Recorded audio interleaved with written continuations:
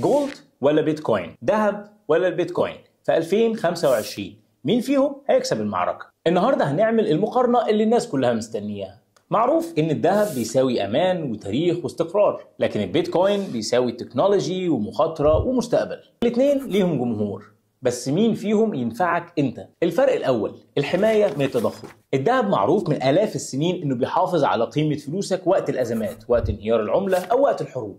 البيتكوين بيقولوا عليه ديجيتال جولد او الذهب الرقمي، بس لسه جديد مقارنة بالذهب ولسه بيثبت نفسه، وفي ناس كتير مش مؤمنة بيه. وده يدخلنا في الفرق التاني، الاستقرار. الذهب سعره بيزيد بالراحة، لكن نادرا ما تلاقيه بينهار فجأة.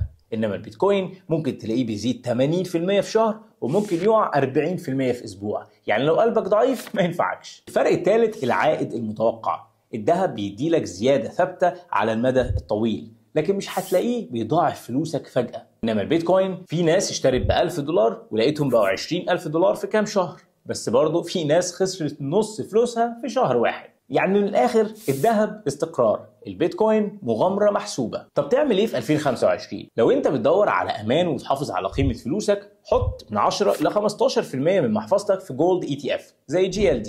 لو مؤمن بقى ان الكريبتو هو المستقبل وعندك استعداد تتحمل مخاطرة شوية، حط من 5 ل 10% من محفظتك في بيتكوين ETF زي IBIT أو FBTC. بس القاعدة الأهم، ما ينفعش تحط كل فلوسك في أصل واحد مهما كان، خصوصا لو الأصل ده بينط فوق وتحت كل يومين. اكتب كلمة كورس في التعليقات وهبعت لك لينك فيه تفاصيل أكتر عن إزاي تعمل إدارة مخاطر أو ريسك مانجمنت بالأرقام لكل استثماراتك، وتعرف الريسك ريورد أو أنت بتاخد مخاطرة قد إيه عشان عائد قد إيه، والاستثمار ده يستحق ولا لأ.